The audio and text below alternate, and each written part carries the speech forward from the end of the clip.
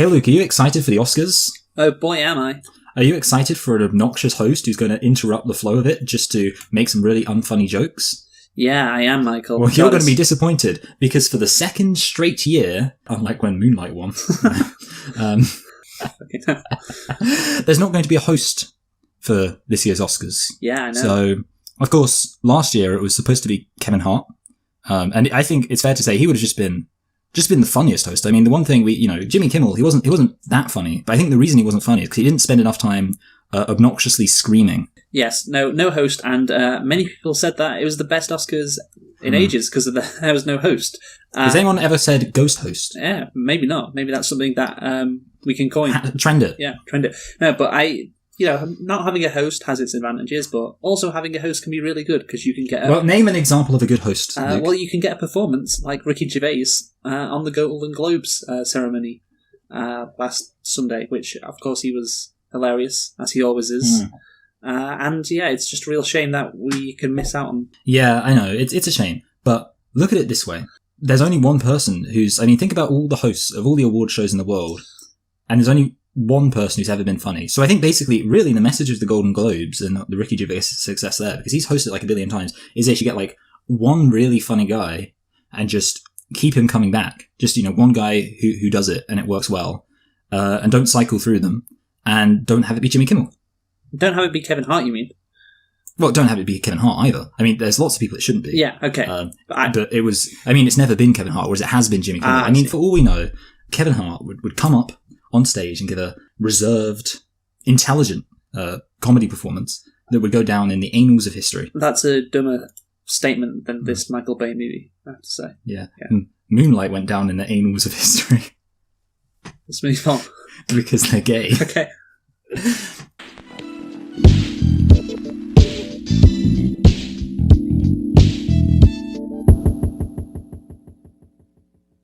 Hello and welcome to Select and Reflect, the movie review podcast where we look at films that have come out in the near and distant past, we give them a couple of watches, and evaluate them beyond first impressions. I'm your host Michael, and I'm joined as always by my co-host Luke, and this week we are celebrating the release of Bad Boys for Life. Do. That's how you get a copyright strike. Could you imagine if, with watching the first Bad Boys, the first one ever made? Yeah. So why don't you tell us a thing or two about Bad Boys, what are you going to do? Yeah, it's just Bad Boy, this one. The sequel is Bad Boys. No, obviously it is Bad Boys, and it was released in 1995. It is an American buddy cop action comedy film directed by Michael Bay in his feature directorial debut. So there you are, his first ever film that he directed. How wonderful! Obviously, we are doing Bad Boys because of the release of the sequel, Bad Boys for Life. I'm so glad that they decided to do the sequel 25 years later so we could review this movie. Also, there is another sequel, Bad Boys 2, which came out in 2003, which I haven't seen, but you have, Michael, so you'll talk about that a bit later on. But anyway, let's go through Bad Boys first and foremost. As I said before, it was directed by Michael Bay. Stars Martin Lawrence, Will Smith, Tia Leone, Tachiki Cairo, Teresa Randall, and Joe Pantoliano. There we go. I think I got it there. It was released I think you're right. on April the 7th, 1995. And Michael, can you guess the budget for Bad Boys? 15 million. 19 million. So yeah, fairly good guess. I was thinking about going for 20 million though, so I feel worse, but yeah. How much did this movie make at the box office? 110. You don't sound very enthusiastic about this, Michael. I'm really, that's, I don't know, I'm trying not to go crazy, I'm trying to be kind of calm, and that way I feel like I'm more likely to get a correct result. 110 million. Again, fairly close, 141 million. So, see, my being very sedated works very well for picking the correct result. Yeah, again. So there you go, a very good return on investment now, $141 million on a $19 million budget. It's incredible that the sequel was only released 8 years later in 2003. I guess if this movie had this much success nowadays, the sequel would be like 2 years, and then you'd have another. Yeah. Well, no, they'd have the Bad Boys cinematic universe. Of course. Obviously. Yes. So anyway, Michael, did you like Bad Boys? No. Really? I thought this film was bad, boy. But did you like it? No, I did not. Okay. Yeah. I just like how, obviously we did American Beauty because of the Oscar season upcoming, And so you assume after watching a movie like American Beauty, we do one of the Oscar contenders from last year. Obviously, that's what we do. But obviously, I don't know why they decided to release Bad Boys for Life so early in January. Maybe the movie's just going to be so bad that they want to just get it out of the way. But yeah. Or maybe they want to get it, in there for Oscar contention. They haven't got the nominations yet. Well, it wouldn't have been released in 2019, so it wouldn't have qualified. I actually thought if something was released early in January, it still qualified, but I guess I'm an idiot. It has to be released. Looks like I don't know how the Oscars work. It has to be released in 2019. It can be released in like one theatre on the 31st of December 2019. That counts, but obviously that isn't going to be the case for Bad Boys, which is really unfortunate because they really could have caused an upset there. Anyway, so I didn't like it, obviously. But no matter how much we didn't like Bad Boys, Michael, we still have nitpicks. Yeah, I've only got the one, I think. Let me just double check. I've got the one, but I think it's again a case of there were plenty of things which I can say. There were plenty of, I guess, sins, to use that terminology in this film, but a lot of them were too serious to qualify as nitpicks. Okay, I've got 3, so you go first. Basically, I found it weird how Leah Tioni, yes, I think that's her name, being seen in the club. They go to the club and she just walks out, and there's these people staring at this nightclub, and they go, "Hey, look, it's her." Which, number one, they weren't looking for her because they weren't expecting her to be there. So they literally just happened to catch her out of the corner of their eyes. And number two, maybe I'm confused about this, and I might be, but aren't they just going off the glimpse they saw of her when she was on the balcony and they started shooting at her? Or did they kind of find her deets and get a better picture of her? Yeah, I'm really not sure. Yeah. Well, let's assume it's the worst case scenario, and in that way it's even better of a nitpick. But yeah, basically they're looking out over the club and they just happen to see her. Yeah. Oh, look, it's that woman. It's obviously that woman who we shot at in that club. Yeah, I know. Yeah, it's pretty ridiculous. And those guys were probably being jacked up on drugs as well. So that's true, yeah. I'm guessing their observational skills at that moment in time wouldn't have been the greatest. Anyway, so my nitpicks for Bad Boys. Okay, there's this fat dead guy on the table, and Will Smith and Martin Lawrence walk into it, and they just completely contaminate the crime scene. It's just unbelievable how much they're touching his body and the blood on the floor, and yeah, I'm like, what the fuck? This isn't in an era surely where people are sensitive to crime scenes and all of that stuff. Wasn't CIS or CSI whatever going on in America at this time? It had to be. Yeah, I think so. Yeah. Maybe they just hadn't been watching enough CSI. Wasn't Diagnosis Murder on then? Yeah, something like that. Anyway, next nitpick. Julie is getting chased by those bad guys when she sees her friend Max get shot. And she gets chased up a balcony, onto a roof, and then obviously she jumps in the swimming pool. Now, my nitpick is, how the fuck does it go from afternoon, the sun's shining, it's not like it's setting or whenever, when Max and Julie walk into the suite, to literally... To pitch black. Yeah, 5 minutes later, it's pitch black. It is literally night. Just incredibly shoddy directing there from Michael Bay. I know we wouldn't expect it from him. Expect that, yeah. Yeah, but to tell you what, really like the side down there. Next nitpick, Julia goes back to her house after seeing Max get murdered. I just think that's an incredibly risky thing to do. What I do is immediately phone the police, like she did, but just not at her house.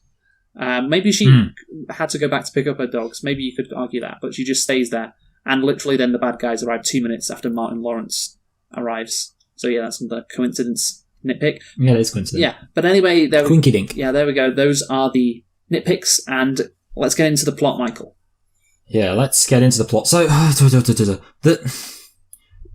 it depends how we're going to do this, because I would say this film is a very generic action film, and we can talk about the generic action film stuff. The other thing we can talk about is the one thing this film adds, which is, I guess, unique, which is the whole, they're pretending to be each other gag that's running throughout it. And obviously I know that part of that falls under comedy, but then a part of it's it's the one thing the film does that's unique. So I don't know, do we want to get the generic, boring plot stuff out of the way first? Let's talk about the generic, boring plot stuff for 2 minutes, because that's all there really needs to say about this thing. It's a formulaic cop movie, a formulaic buddy cop movie, with some Michael Bay flavour thrown in. Oh, there's some bad guys who stole a bunch of drugs, and then they're going to sell it. Yeah, we got to find the guys who did it. And the way we're going to find the guys who did it is we're going to have this witness who's going to tell us about these guys. Yeah, we are. Yeah, we are. And then what we're going to have is the witness constantly trying to get killed by the bad guys so we can have lots of shootouts with the bad guys until it all culminates in a Michael Bay extravaganza right at the end with explosions going off in every direction. So yeah, that's the plot. And like you said, very formulaic, very simple, nothing too complicated at all. Yeah. Which is unsurprising. I will say the ending like almost caught me off guard. Like I feel like it was because it was so much bombastic action. It didn't feel like it was winding down at all. And then suddenly the bad guy's running away and they're like, let's shoot him. And then they shoot him. I was like, oh, I guess it's over. Like, I don't know. I almost felt like, I was like, oh, that was... Yeah, well, it just felt like all that sudden, like, massive bombastic action just stopped because I was like, oh, there he is. Let's shoot him. Yeah. The end. Yeah. So, yeah, I just thought, like, I guess the main thing is that there wasn't really a good progression of action. I mean, there was kind of until, like, about halfway through. And then things got a bit crazy. And then, yeah, it didn't wind down enough for my taste, I feel like. And also, I mean, yeah, like, it was one of those films where I don't want to say I didn't understand what was going on, but I didn't care about what was going on. So it was like, you know, if you were to tell me, how did these people discover all the things they did in this film, I'd go, I don't know. I mean, you know, because that's the thing, I was watching it and, like, sometimes they do things, and I think to myself, I wonder why they've decided to go to this place. Maybe the film. I think the film, to be fair to it, explains everything. What are you worried about? What can't you understand, Michael, with your tiny brain? It wasn't I couldn't understand my tiny brain. It's just like I often find with these action films that I don't feel compelled to pay attention, and then afterwards I think to myself, I blame the film. You know, I got that with like a lot of the Fast and Furious films too. Like the first time I watched Fast and Furious 8, I came out of it thinking, I have no idea what happened. Why did they go to the opposite? The plot in Fast and Furious is a lot more complicated. Yeah, that's a lot more complicated. Yeah, this is a very simple film. I think that's it. Basically, it's just, and I think maybe that's it because I feel like for some reason a lot of recent action films have had more complicated plots, like you know, yes, Mission Impossible. Well, that's a good one. Identity. You got to talk about. I know a lot of them are good, but yeah, even the good action films, so they have like more complicated plots. But I feel like the bad action films as well are having more complicated plots. Yeah. It's kind of weird to have a film where it's literally just like, all right, found this witness. The witness can reveal information to us, and based on that information, we can get the bad guys. Yeah. The end. Yeah, no, it is very action movie 101. It's like the blueprints for an action movie, like just the foundations for it, and then you build a very simple structure on top, if you get what I'm saying. There's nothing, yeah. Michael Bay really doesn't go overboard with the script, and that is shown by the fact that you have this other thing, which, I don't know if it's a subplot, but you don't have a mystery going on throughout the movie of who is on the inside, who is the one on the inside who has made sure that these drug dealers can steal all of this heroin. Yes, it is heroin, right?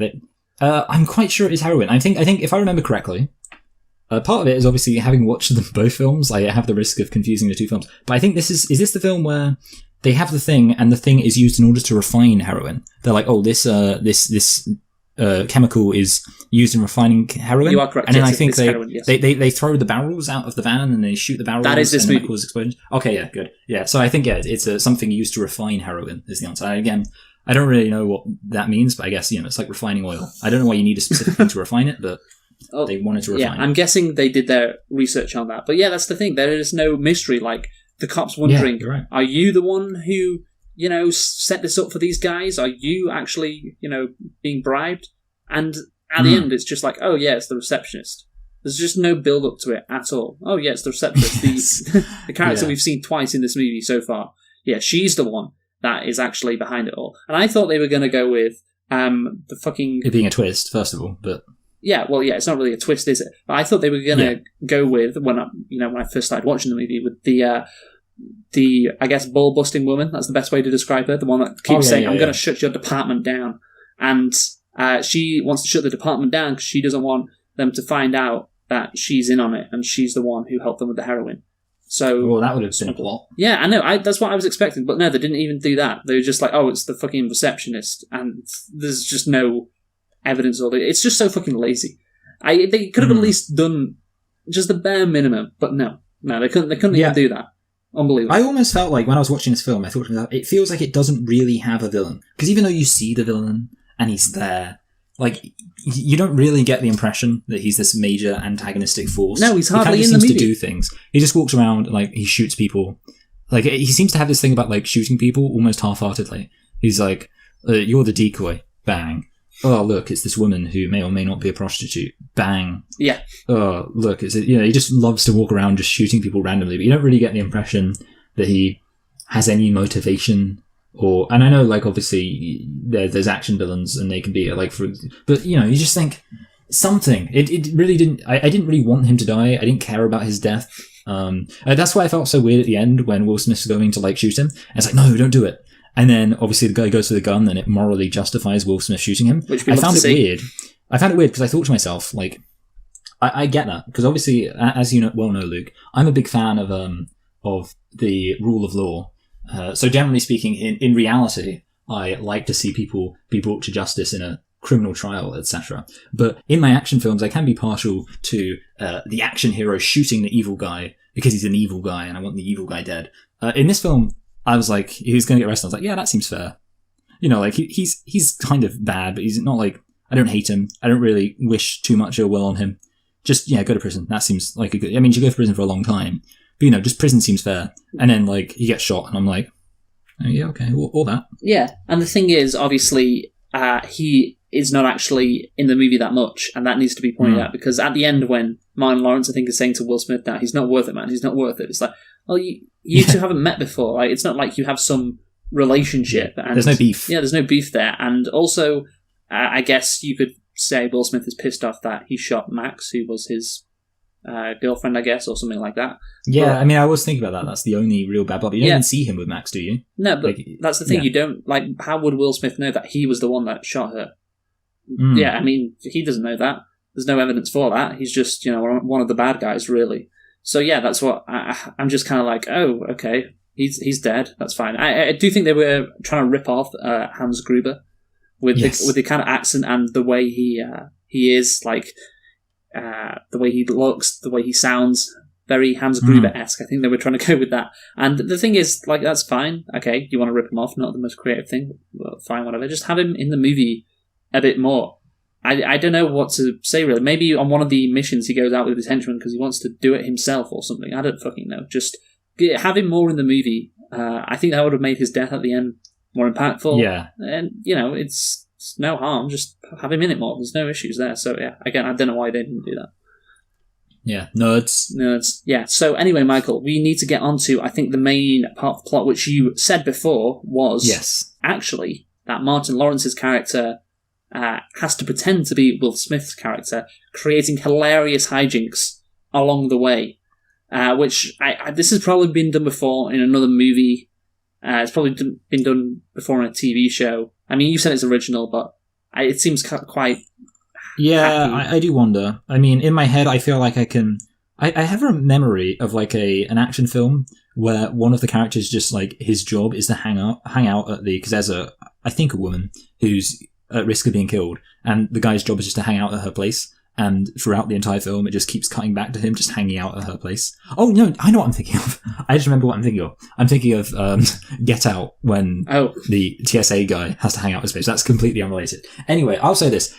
Number one, like, the problem is the more it goes into the film, the more it relates to the film, the worse it gets. Because at the beginning, it's, like, comedic. Because obviously, let's just point it out, it's so unnecessary how the events progress. She says, I need to speak to Mike Lowry. And he said, I've got some other people. And she goes, no, it needs to be Mike Lowry. Mike Lowry is who I need to speak to. And he's like, oh, okay, I don't know. I mean, it's really important I speak to you. So he hands the phone to Marcus Burnett. So Marcus is like, I'll pretend to be Mike Lowry. So he does an impression and stuff. And, okay, fine. Okay, it's a bit silly that she has that caveat, but whatever. Then he shows up at her house and she starts swinging a baseball bat at him. And then they have this whole argument thing. And I kind of, start thinking about, beans or something, not paying attention because I just like beans. They're a nice source of protein that doesn't involve destroying the planet. And next thing I know, like, they're kind of working down. It's like, oh, I worked with him, blah, blah, blah, blah. And I thought he'd said, see, there was a moment where he said, I worked with Max. I think that's what he said. Yeah. But in my head, it's hard to imagine this, but I got my names confused. So I thought he was saying, I worked with Mike. And I was like, oh, okay. So Marcus is coming clean. Basically saying, hey, I worked with Mike. It's fine. So I'm like, okay, yeah, this is, I get it now. So he's explained everything, it's fine. And then they get in the car and she's like, take me back to your place. And he's like, okay, I'll take you back to my place, to Mike Lowry's place. And I'm thinking to myself, oh, wait, why is he saying Mike Lowry? I thought he already explained that he worked with Mike and that everything was sorted. And then they go to Mike Lowry's place and he shows up and he's like, hey, I've got to take a girl in so I can bang her. Gives the guy a bit of money. And I'm like, oh, why is he doing that? And he comes in and I'm like, okay, wait, he's pretending, he's still pretending. And I was so confused. Well, not that confused. I mean, I worked out, but I was like, I thought that they'd addressed this when they had the argument and that's why they were having the whole thing. But no, she still thinks he's Mike Lowry. And then they go to the detective place and instead of being like, hey, let's just explain to her that, just explain the situation to her. But they're like, no, instead you've got to pretend to be Mike Lowry this whole time. And you've got to pretend to be Marcus this whole time, and that's going to be fine. And literally, like, there's a bit where, like, hey, don't ruin the mission. I know what it is. Because then, I guess even more stupid, because then, instead of explaining the situation to his wife, instead of just going, hey, I have to pretend. Obviously, yeah, it would be hard to explain, not that difficult, just say, hey, there was a woman, and she really needed to speak to Mike, but I was the only one there, so I had to pretend to be Mike, and then because she's still around witness, I've got to keep pretending to be Mike, so that, she doesn't get suspicious. Problem solved. But instead, he's like, I'm going to this conference or whatever in Cleveland, so he's going to hang around to take care of you while I'm gone. And again, I'm thinking to myself, this is stupid. And there's a bit where, so obviously they have the big fight, because he thinks that Will Smith is banging his wife. So he comes back. That is so stupid. He thinks, it's like literally what she says, she's like, hey, don't take it out, put it back in. Because they're like looking at photos in the photo album. So he comes over and they have a big fight, which the wife doesn't notice. And then, he's like, don't blow the mission. I'm thinking to myself, okay, like, they're tackling international crime lords. But instead, like, the mission isn't that they're tackling international crime lords. The mission is pretending that he's pretending to be Mike Lowry. That's his mission. And you think to yourself, like, it doesn't make any sense. It's like they're tackling this big, huge drug threat, but instead of focusing on the drug threat, like, hey, what if we just spent loads of time, trying to put our main focus on pretending to be this guy who I'm not? And it gets even, stupid. And obviously I said, like, it was a kind of interesting thing the film added to make it not just a generic action thing. But having said that, it was kind of, in a way, it wasn't really added.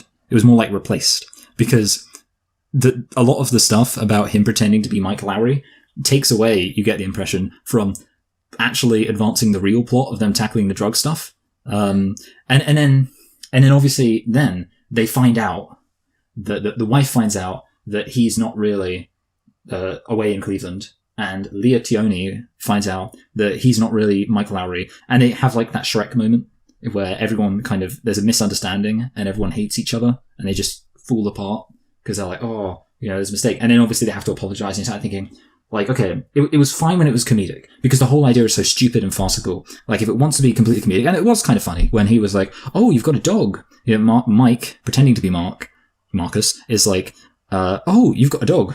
Well, I always thought Mike really wouldn't have let a dog in his house, on the sofa and stuff. And it's like funny, because it's like they're trashing each other's lives. How hilarious. But then they try and make it into this serious thing. And then I'm like, well, is it supposed to, like, really, am I supposed to care? Because it's so stupid that this is the situation. Yeah, you've talked about this for quite a while.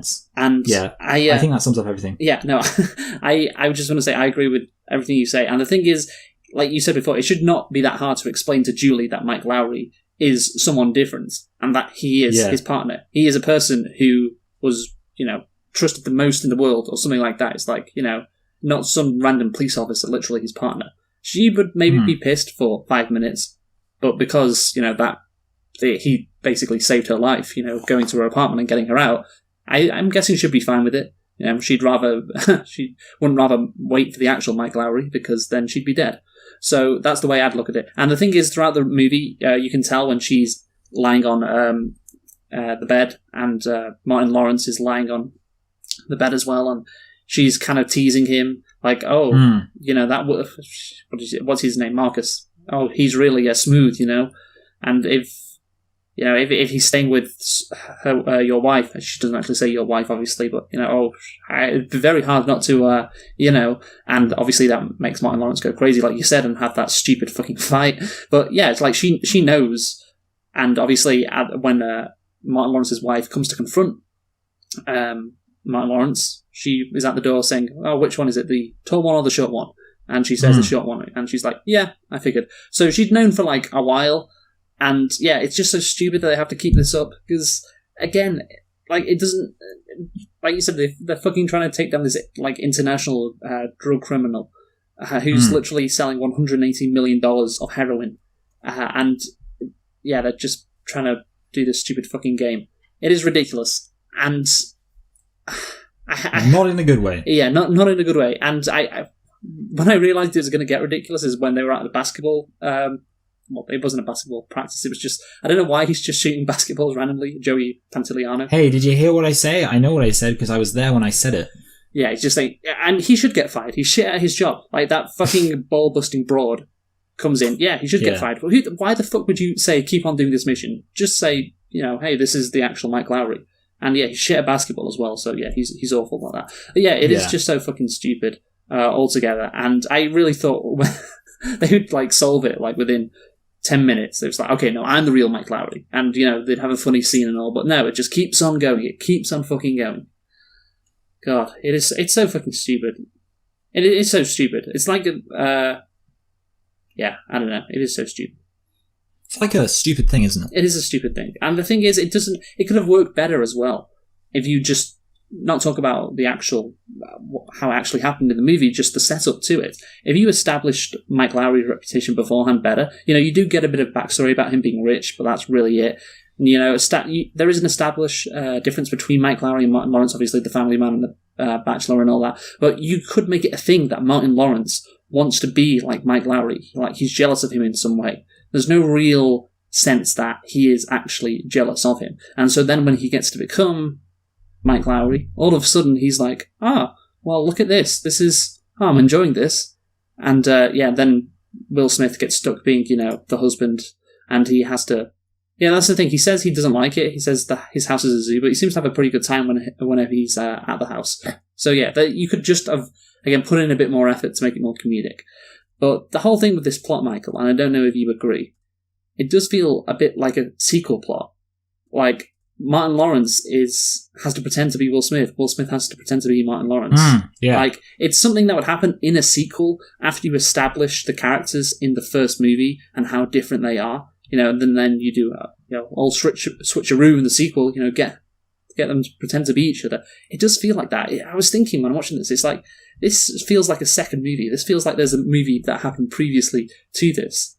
It doesn't seem like this is a movie you do when introducing these characters for the first time. No, I agree. Actually, I think you're right that it does feel like it's something that should be kind of a change of situation for pre-established characters. It does feel like a sequel, right? That's what it feels like. Yeah. So, yeah, I think overall we can sum up on that whole, Will Smith is Martin Lawrence and Martin Lawrence has to pretend to be Will Smith and all that stuff. It's stupid, it's unnecessary, it's not set up well, and again, it's something that would probably happen in a sequel. So, 0 marks out of 10 for that plot, unfortunately. Sorry, Michael Bay. You tried to do something, I guess. We have to praise him for that. That was... Hey, it wasn't, I guess, Buddy Cop movie 101, but still, it fell flat on its face, unfortunately. Yeah. Poor old Mikey. Yeah. So let's move on, actually. I just want to talk about a few more things on the plot. Typical. So, so Julie. No, just don't do that. Don't start singing. So next up, I just want to talk about Julie. So obviously, this is the witness that they have to keep alive, and it's very important that she does not die and does not get found by the bad guys. So what does she decide to do? She decides to go to the club where the bad guys are at, because she wants to kill them, even though that would be murder. She's not a cop, even though throughout the movie she kind of thinks she is, which is weird. But anyway. Yeah, women can't be cops. Yeah, that's stupid. This is Bad Boys. Come on.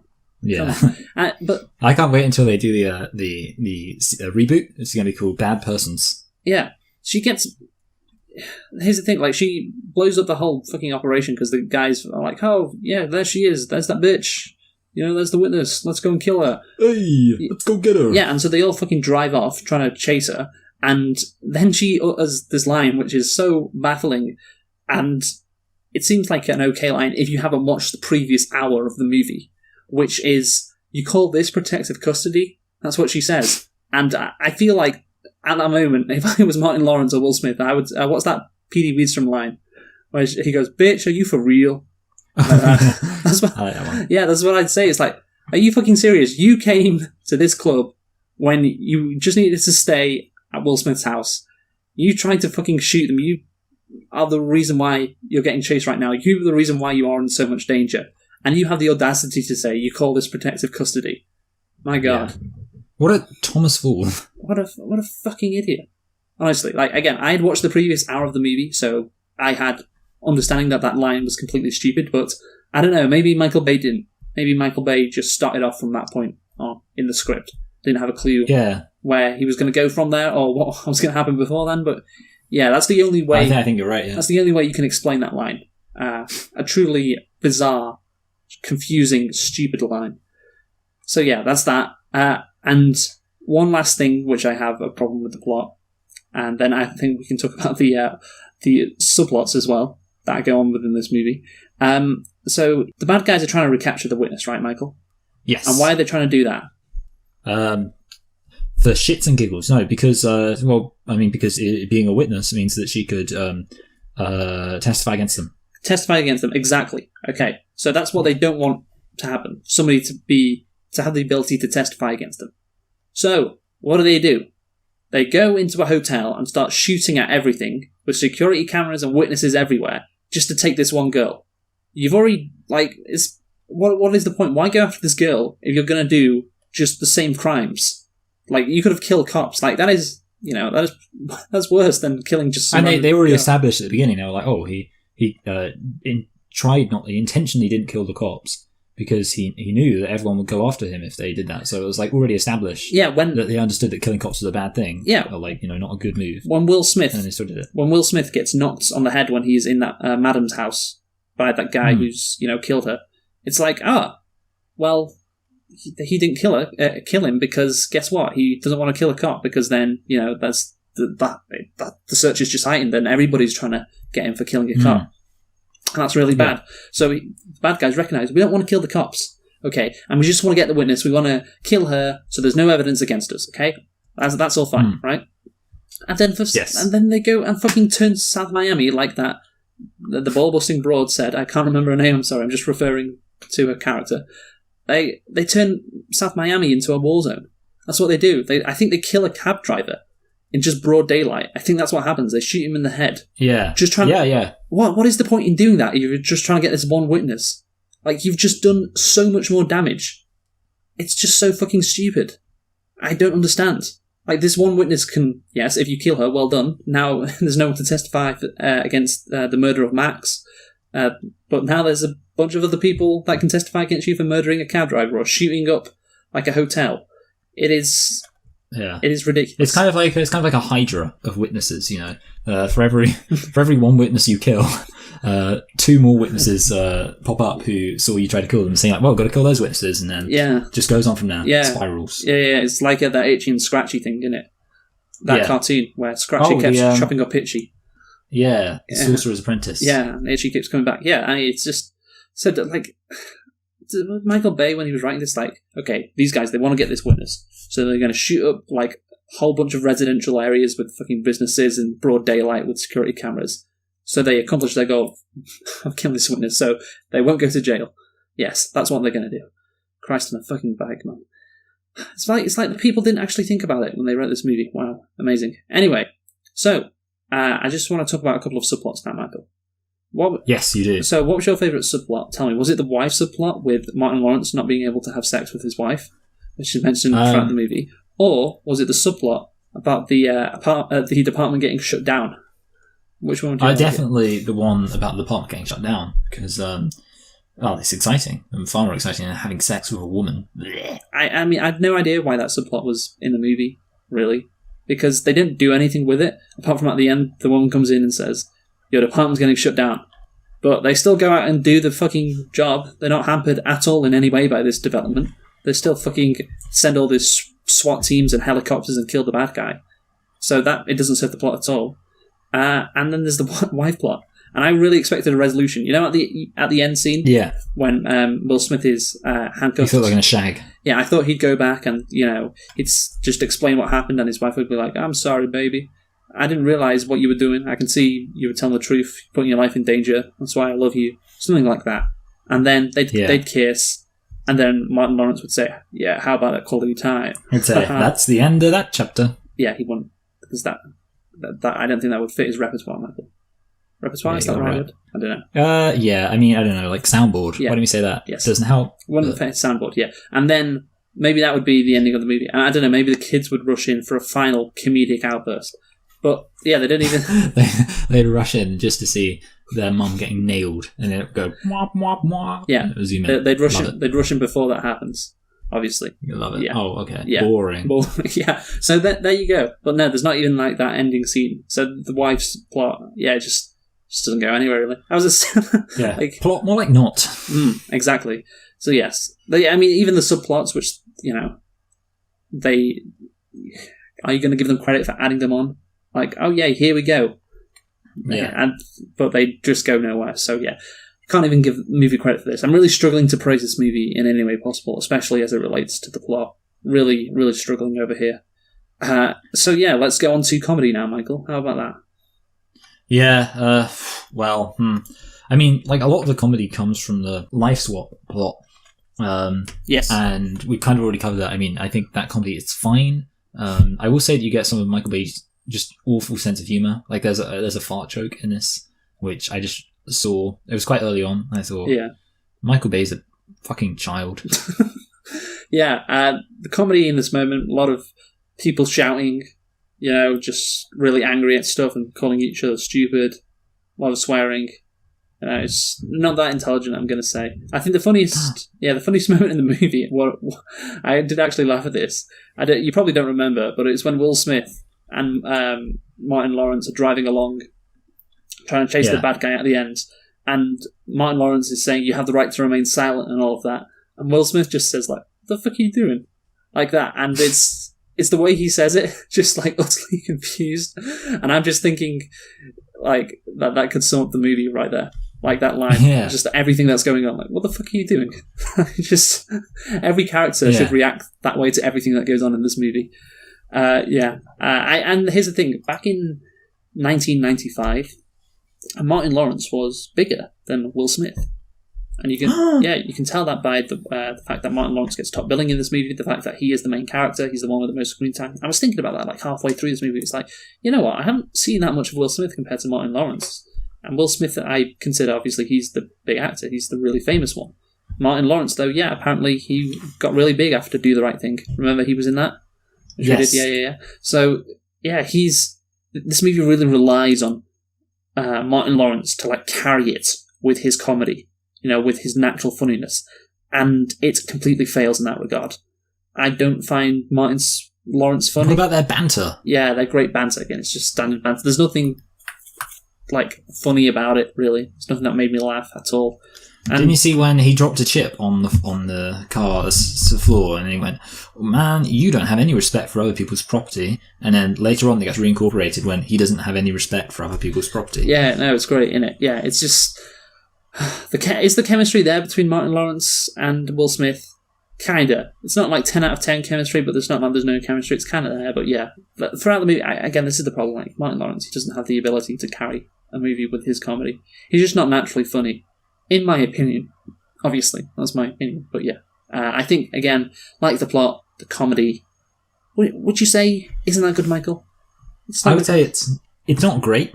No, it's not great. So yeah, in a movie that is about action and comedy, the comedy part fails. Let's get on to the action, I guess. And we have to talk about Michael Bay when it comes to the action. So I guess we'll just go through all the Michael Bay stuff that is in this movie. Obviously, this is his debut. This set the scene for all his movies to come. So yeah, let's. How many Michael Bayisms were in this movie, Michael? The camera moves loads. That's a Michael Bayism. Like Michael Bay, he's like, okay, guys, I know how to make this scene interesting. Okay, you know how most times in films the camera's still. What if, as this person is talking, we pan? And it's just for no reason. It's kind of like, it reminds me of the YouTube videos where it's like they just use static images, but to make it interesting, they'll like pan across the static images as they're talking. Basically, that's how Michael Bay does composes films. He's just like, yeah, okay, just talk, and then you start moving away along, shifting, and obviously then you get, I don't know, some of his other stuff. Like there's a scene where there's like the car driving, and then you can see the plane flying in the background. He likes to have big things moving in the background. That's his other thing. Basically, absurd amounts of movement. He doesn't do it as much in this, I guess, which is okay. I mean, obviously it gets worse and worse as time goes on, but that's a big Bay thing. So there we go. Well, he understands that the average person going to see his movie, they want to be entertained, Michael. It's like a fucking cat with a laser pin. You know? Like you're moving the laser across the wall and the cat's chasing it. That's Michael Bay and the audience of his movies. Yes. And so that's all that matters. So yes, moving the camera about, very, very key. He does, he cares about the looks of his movies, the visuals more than anything else, and that is pretty clear. As you can tell from the ending of the movie, where we get our first ever just explosion of so many explosions, so much stuff that's being exploded. It's just incredible. Yeah, it's crazy. I mean, yeah, it's. I mean, again, like the one thing you can say is that it's more understated than his later stuff. Oh yeah, I mean, it's still like it's not headache inducing, and it's not like, I don't know. Let's just pick a film at random, Pain and Gain, where people are literally talking and the camera's just whizzing by them, even though they're like just having a casual conversation. Like, hey guys, how are you? I'm doing pretty good. And it's like, why are you doing that, Michael? Calm down. Yeah, no. Come on, old Bay boy. Everything has to keep moving. I think. Yeah. I'm just trying to imagine the complete opposite of a Michael Bay movie, and it'd probably be the movie we did last year. What was it with Daniel Day-Lewis? The Phantom Thread. Oh. Phantom Thread. Yeah, Phantom Thread. Yeah, that was it. The Phantom Thread. I think. Would you say that is the movie most opposite to a Michael Bay movie? Yeah, I mean, obviously, I have to bring up the fact that very topically I brought up that at some point we should compare Pain and Gain to Fargo, because they're like similar films, but one of them's actually made by filmmakers and the other one's made by Michael Bay. But yeah, I mean, like, Phantom Thread was very kind of sedated with its like you right now. Yeah, exactly. Yeah, I don't know, but. Ultimately, I think I'd say any film which is, no, I was going to say competent. Any film which is intelligently made is the opposite to a Michael Bay film. Okay, right, fair enough. What an answer way. I already showed Michael Bay. Yeah, the thing is though, it's not just about how good the film is made, because it's just about... It's about how well the film's made, isn't it? It's just obviously about how many scenes are there with people just sitting around talking. And you compare that to a Michael Bay thing. I think that is the main difference. Like, when I think of Phantom Thread, I just think of Daniel Day-Lewis sitting down in a room, just talking, very slow conversation, not much happening, and just this movie. I think that's what, obviously, if you're looking at the least Michael Bay movie, it has to be something where almost nothing happens. And that's, I think, when Phantom Thread comes in. And obviously the lack of action and the fact that it's actually well made as well contributes to my conclusion on that. Anyway, so let's get on to more Michael Bay-isms. Mention the explosions, obviously. There are cops in this movie, not the military. He steps up in later years to the military. Only cops in this one. So yeah, that's a bit of a shame, really. He didn't decide. Yeah, I don't know how could you put the military in this movie? Probably not. It had to be what they should have had, I think, is some giant transforming robots. I think that would have really tied things together. Yeah, of course, the cops in America, they are basically like the military now. Yeah, I was going to say that, they're increasing the militarized police force. Maybe Michael Bay was behind that. Yeah. It's like, I need more guns in my films, but they're all about cops. Yeah, well, let's turn the military into the cops. Ding, ding. Brilliant. But yeah, unfortunately, he had moved on to the military in later movies. With Transformers. Love it. Yeah, on all that stuff. Anyway, let's talk now about the another Michael Bayism, racism. Yes. There's a bit of this. And it comes right at the start of the movie when Will Smith and Martin Lawrence are saying to the two Latino guys, tell your friends to give back our heroin and then we can all go home or something like that. And then one of the guys says, oh, we would, but your mum's already snorted it or something like that. Yeah. Yeah, just great racist banter that we love to see. I liked when, for some reason, the guy who runs the shop felt the need to go, I'm a Middle Eastern. Hey, I'm Middle Eastern. I'll shoot you. I will. I'm Middle Eastern. I'll shoot you all. Now, this is a time... Because that's what people say. I mean, that's what... do you ever just stand there and kind of talk to somebody and you go, hey, I'm white. I'll shoot you. Don't think I won't. Yeah, this was... I'm not sure. That's necessarily racist. No, it's not really Yeah. racist. It's just weird. I guess so. But yeah, to be fair, that's the only incident of racism I can think of. I don't really think of any more racist incidents in this movie. What about you? There's no. I mean, again, that was like there really wasn't anything overtly. I mean, obviously it's a black cast, so I guess he's got to calm it down a bit. They wouldn't work with him if they knew he was a card carrying Nazi. Yeah, I guess so. But we know he is. Yeah, well, that's the thing. So, yeah, I guess because you have black characters, maybe can't be as racist as Michael Bay otherwise would be, and has been in his his later movies, subsequent films. Yeah, his subsequent films. So yeah, Michael Bay, well done on not being racist this early on. Yeah, he outdid himself. He really did.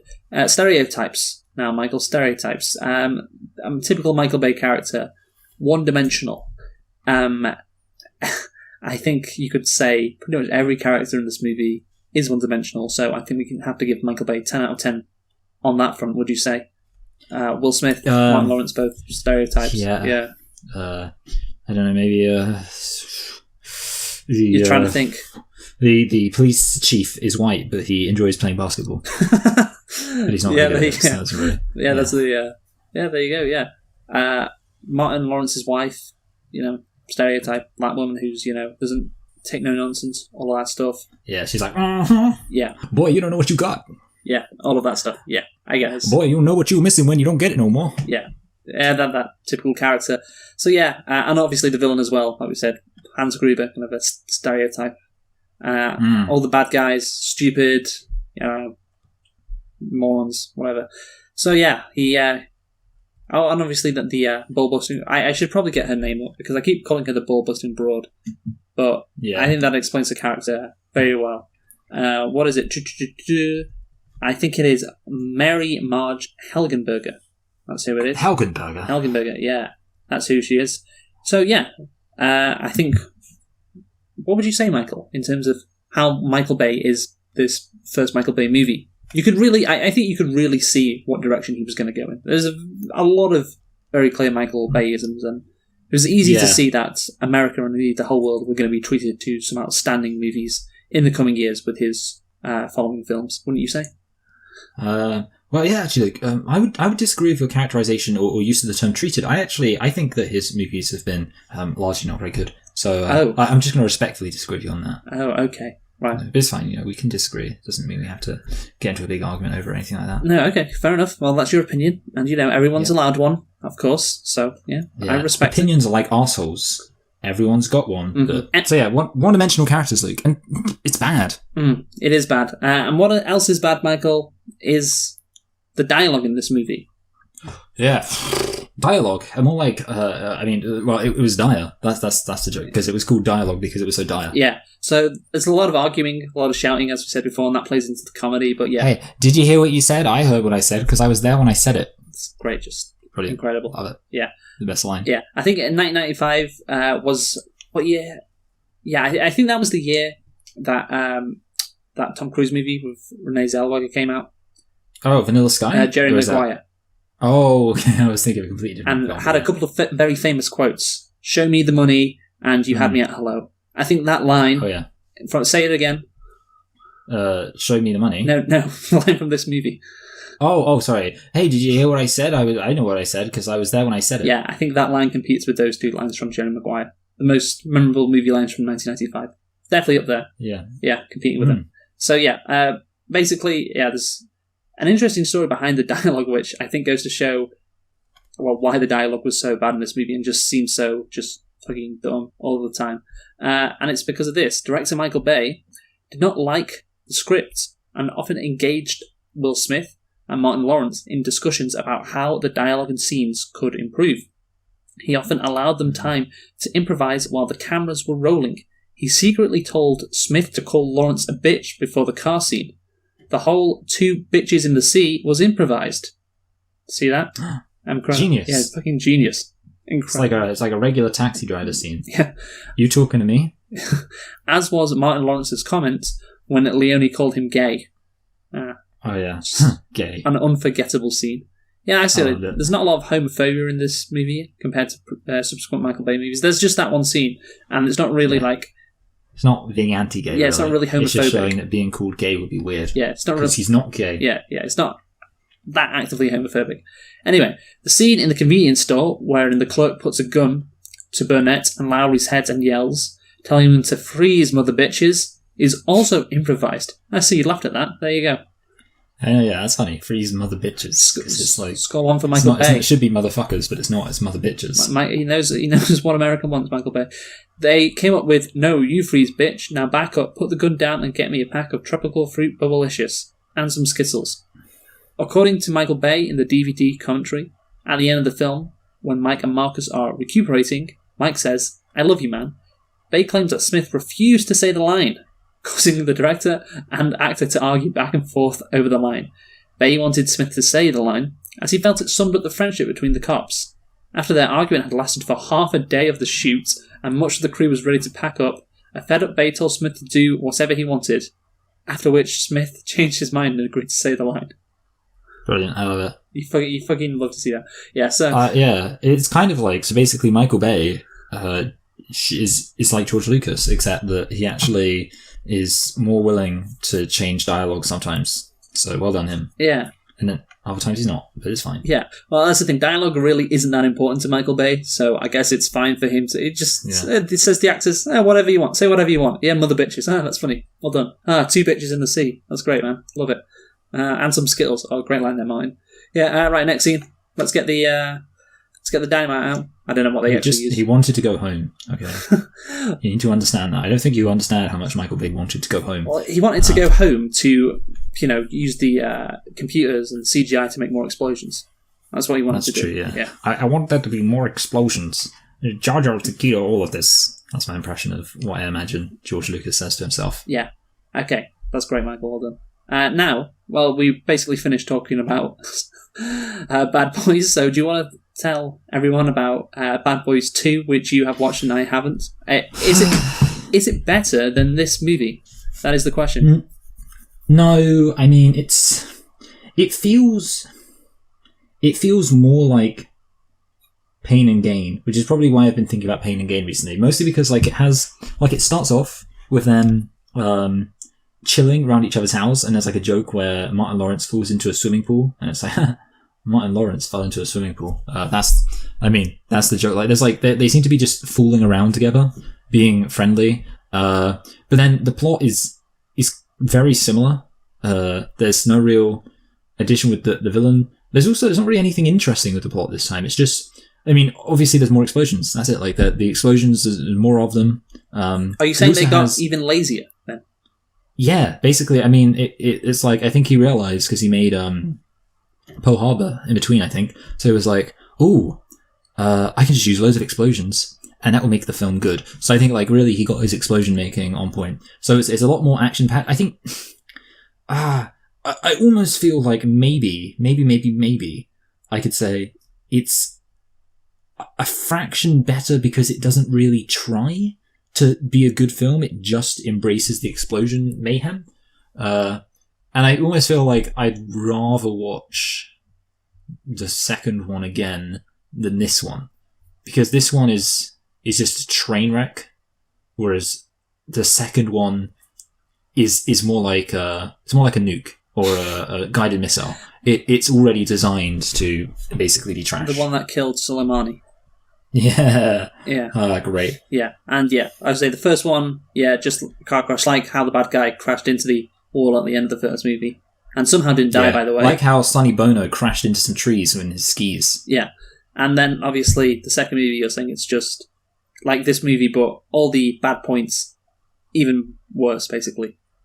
Yeah, exactly. Yeah. So I really don't have much to say about it apart from, we could, if you were here, we could. If you had seen it too, we could probably dissect, because it is kind of similar nonsense that you can dissect. But I think really my heart's not in it on my own. I need my partner in this. I can really tell your heart's not in it. Yeah, that's the thing. With the other times when I've watched the subsequent film and you haven't, like with say the Ocean's films, I was kind of slightly interested to see where they go. But with this one, I was like, well, I might as well. It exists. That was my attitude. That was my justification for watching it. Well, here's the thing, Michael. When Bad Boys for Life comes out, you can be and the guy who gets it all, because you've seen the second one, so you can follow what's going beautiful, on. Yeah. I'll just have absolutely no clue, and I'll just be lost. So, yeah, you have the advantage on that.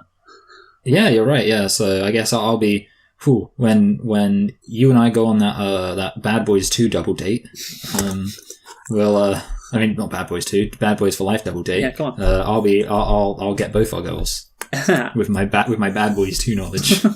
If I know women, then I think that's something they're pretty into, pretty impressed by. Yeah. Oh, when we talk about Michael Bay, we didn't talk about his treatment of women. I guess. Sexism. Yeah, sexism. Yeah. I mean, in this one, there aren't that many. I mean, there are women, but they're not. Oh wait, no, sorry. There's the masseuse. I was going to say they're not hypersexualized, but yeah, there's the masseuse. And isn't there I feel like there's another scene with some unnecessarily naked woman. Well, I don't know. They did go to a club with a lot of... Yeah, I feel like there was something going on there. Yeah, but anyway, I think Tia Leone, you could say she's not sexualized, because I was expecting her to, have sex with Will Smith, or something like that. Yeah. That doesn't actually happen, so I guess you give credit to the movie for that. But she does walk around constantly in, really, short skirts. Yeah, I was thinking that. And, at the club, she did look a little bit frisky. What are you saying, Michael? I mean, it looked like she was just ready to go out on the town and make sweet love to the people there, and that's why she was dressed that way. Oh wait, no, I can't say that. That's a terrible thing to say. I didn't mean it like that, Luke. Oh God! Let's just cut that. Let's just no. Keep it in. Everyone needs to know who. Fine. What? I mean, in that case, if we're going to keep it in, then I'll just say I didn't mean that somebody being dressed that way guarantees. I'm just saying that if you dress a certain way when you're on the pool, and if you're not on the pool, then obviously you wear a veil and stuff like that, and head covering. But if you are on the pool, then you show a bit of ankle. So is what I'm saying. Basically, if you don't wear the full burqa, then you. Well, yeah. Then obviously, you want something. All right. Okay. There we go. And to be honest, I mean that's why they're able to recognise her. If she would have been wearing the full burqa, they would have gone, oh, look, who's that? It's not Leah Tierney. It's some Muslim woman. Yeah. And obviously, if Boris Johnson was there, he'd say something else if he saw a woman in a burqa. Yeah, I think right now, Michael Bay, if he is listening to Did you like how I was able to kind of pivot away from my own slightly inappropriate remarks to talk about Boris Johnson's racism? Yes. I think that's going to be my strategy from now on. Okay, yeah. I just, when you were talking about her, Tia Leone, if Michael Bay was listening to this, he would definitely be nodding along. Just unironically with everything he is saying. Yes. Yeah. I do like to think if there's one thing I could pride myself on, it's that I will always have Michael Bay's unironic support. Yes. Okay. So now I guess we have to conclude on Bad Boys. Michael, do you want to go first? Yeah, why not? Okay. It's not great. Really? I mean, I'm trying to think in my head, the thing is, in some sense, I'm it is just a generic action film. And then they try to do some other stuff, and it doesn't really work. But it's not that offensive to me. It's not something that makes me angry. It's something which I find kind of stupid. I kind of want to place it around a kind of a 3 kind of area. And looking at it, I'm really thinking above Justice League. Because I thought Justice League, because Justice League would fall into that category of thing which made me angry, and below that you got things like Man of Steel, The Last Jedi, Jurassic World, although I think I was harsh on Jurassic World, but Godzilla 98, films that are just so bad they make me angry. This film, in the grand scheme of things, I mean, it's probably Michael Bay's best film, so it gets a 3 out of 10. Wow, very very. But yeah, and by the way, films above it are The Grinch, because I love The Grinch. We love Jim Carrey. Oh, we do. Goal, exclamation mark, Fantastic Beasts and Where to Find Them, The Force Awakens, films that are kind of generic. So I stand by my decision. Yes. Okay, so here's the thing, Michael. I pretty much agree with your characterization that this movie is not offensively bad, but it gets very close to it, I'd say. There's no anger, really, just general contempt. You're not angry, you're just disappointed. No, it's more than disappointed, because I didn't really expect anything in the first place, so I can't really say I'm disappointed. I'm just this is just really shit. But yeah, there's no hate there, so I can't put it really low. But yeah, I'm again just sum up again, awful plot. What I was going to do, now I remembered, is in my conclusion I was going to read a couple of reviews of Bad Boys. This one is the Rotten Tomatoes consensus.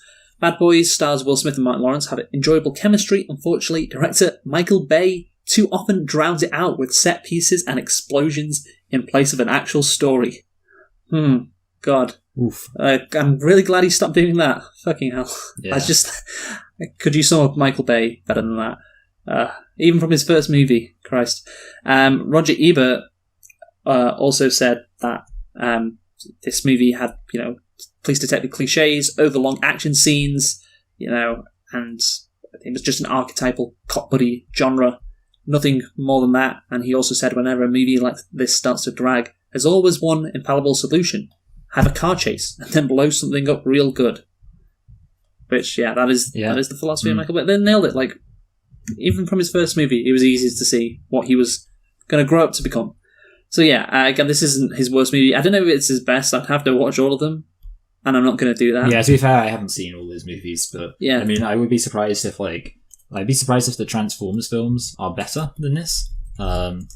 Wait, let me look up, because he hasn't made that many films actually. So Michael Bay, filmography. Okay, you ready for this? Yeah. So Armageddon. I mean, I've heard he should have been getting out of the movie industry after that one. I've seen Armageddon when I was very young, but that was good, Luke. Yeah. Pearl Harbor's bad.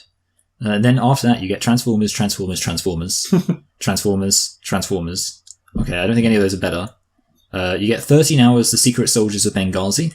I think I almost feel like I had heard good things about that. Pain and Gain is bad. At least I feel like at least Pain and Gain is complexly bad. That's kind of how I feel like if we ever do that's appropriate. The Transformers films, like, it's going to be just a bit disheartening because I don't think they are complexly bad. I think they're just, awful. They're like just boring and bad. No, to be fair, they did a film called The Island. That might be okay. The second one I think is different to all the rest because the second one is so bad it's good. I think that is the case for that. Okay, I'm gonna look at Michael Bay, Rotten Tomatoes, and see what, because we trust Rotten Tomatoes ever since they get The Rise of Skywalker a bad review. Even though, let's not forget the controversy that they froze the audience score at 86%. They definitely did. Okay, you ready for this? His high. See, this is the problem. It's including him as a producer. So including him as a producer, his highest film is A Quiet Place, and his lowest film is Ouija. But come on, let's look at directing. So his best film by directing is... it's not doing it in order. There we go, rating. His best film by directing is The Rock, which got 66%. And also, I don't really know anything about that film. Yeah, it's okay. So... okay, is it like a... it almost looks like a Western. It's not a Western, no. Okay, so, it looks like the artistry of... it's got Nicolas Cage in it. Yeah, it stars Nicolas Cage, Sean Connery. It's about Alcatraz and breaking into Alcatraz. I can't really remember the fine details of the plot, but... Here's a fun fact. Michael Bay, that means Michael Bay has only directed one film that's got better than a rotten rating on Rotten Tomatoes, because his next film is Transformers with 58%, and that got a rotten. Yes, same as Rise of Skywalker. Yeah. Yeah. Pain and Gain got 50%, right. But Bad Boys got 42%, so Bad Boys is apparently worse than a few of his other films. Okay. Well, before we talk too much about Rotten Tomatoes, I just want to give my rating. 3.5 out of 10 for me, so that's the 3.5, so yeah, just really bad, but not horrendously bad. So anyway, Michael, well, you brought up Rotten Tomatoes there. Obviously, now we are going to guess the score for Bad Boys for Life, the Rotten Tomatoes score, that is. And this year, we're going to be doing a bit different, because as mentioned previously, there was a bit of an issue in our system. Like, I'd always get it perfectly on the mark, and you'd go, it doesn't matter if you got it perfect. Yes, so that's the thing. If you predicted 84% and the actual movie got an 83% score on Rotten Tomatoes, and you were obviously closer, then you would get 1 point. But if I guessed 60% and it was actually 90%, but I was closer, I'd also get 1 point. So not really fair. Doesn't really judge the accuracy of the guess. So we're going to actually guess the score now from Rotten Tomatoes. And then what we're going to do is we're going to have throughout the year like a table, like who is furthest away from the actual Rotten Tomatoes score. No, so it's like an aggregate. Yeah, it is an aggregate. And at the end of the year, we'll total it all up and see who got the most Rotten Tomatoes score off the actual score. So yeah, and this means that, by the way, we don't have to guess like within 5 of each other. We don't have to do it tactically. We can just guess whatever we like, because we can get more points if we are more accurate. We don't need to play it safe. So, with having said all that, Michael, do you want to have a guess at Bad Boys for Life. What do you think this movie is going to get on Rotten Tomatoes? 29%. Is that your guess? 29. I mean, actually, no. Now I think about it, the new film isn't directed by Michael Bay, is it? Wait, I'm going to find out who it's directed by because I think that's relevant information. So it's directed by. Come on, just go on the Wikipedia page. It's directed by Adil E. Arbi and Bilal Falah. Sounds like it's going to have excessive, unnecessary shots of people in Dubai or something. Wow, So God. they directed films like Gangster, which got a 6.7. Okay, so I'm guessing that they're going to get something like 42. We'll bump it up since it's not Michael Bay. You know, it'll be nice. Okay. 42. What about you? Oh, is that what you're saying? Yeah, 42. 42. So that was the exact same score as the original Bad Boys that we just did. Oh, I didn't really think about that. Like, that thought didn't enter my head. I just said that number because it felt right. But yeah. Okay, so I'm having a look at the plot here. I'm just going to read it out. The once inseparable duo of Marcus Burnett and Mike Lowry. What a great nickname. Mike Lowry. Is coming apart. And aging Burnett has a police inspector, while Lowry, suffering a midlife crisis, is assigned to head of AMMO, a Young Guns group of millennial cops with whom he has nothing in common. Oh, that's going to be great. Both of them reunite once again when a fierce cartel mob boss, whose brother they defeated years ago, makes a retaliation effort on Mike, just as both he and Marcus are about to officially retire. So yeah, there you go. A lot of, I'm too old for this shit. That's what it sounds like. Yeah, budget of 90. I'm on vacation. Yeah. Okay, that was great. That was from Die Hard, right? Yeah, Die Hard 5. Right, so, God, the movie... The thing is, I think you're quite close with your 42%. I really do. Yeah, good thing I went for that. Good thing I realised it wasn't directed by Michael Bay. I'm going to go lower, though. Having read that premise, I'm going to go lower. And the fact that it's been released at this time... Yeah, I think lower's the best January, I'm going to go lower. I'm going to go 34%. That's going to be my guess, 34%. So yeah, let's see who's right next week. And what are we doing next week, Michael? What are we reviewing? Next week we are finally watching real films. Films that a bunch of old white men have validated as good. And we're jumping into the Oscars. Of course, seeing as the Oscars are earlier than usual, really, I think, probably. Yes, they are. So because of that, we're going to be watching some films after the Oscars anyway. But we're starting off, as we always do, with the fake, the boring Oscar, the Oscar for little children, the best animated, and we'll be watching the winner of last best animated film, Spider-Man Into the Spider-Verse. Yes, we will. Spider-Man Into the Spider-Verse it is.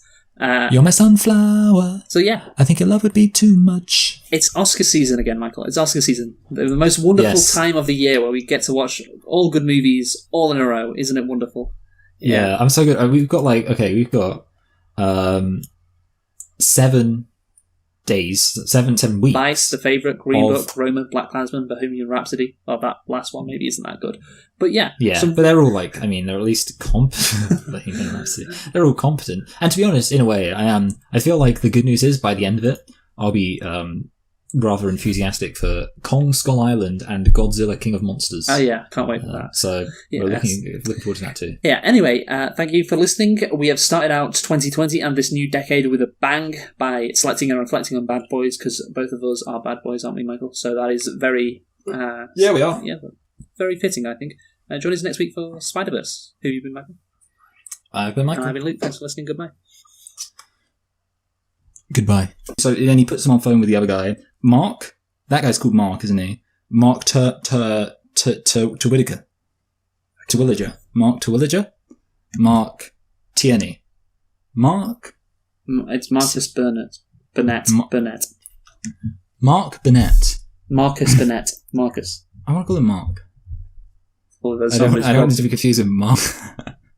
Mark Ass Brownlee. Where would we be without my naming shenanigans? Anyway, Mark Termy? Mark Lowry? Mark Lauren? What's the guy's name? Mark No. Just it's called Mike Lowry. Okay, start again. Start again. He literally says his name 20 fucking times. Come on, start again. So she goes, I need... Mark Laurie? I really feel like I need to find a way of including that in there because it's so funny. You can put it at the end, maybe.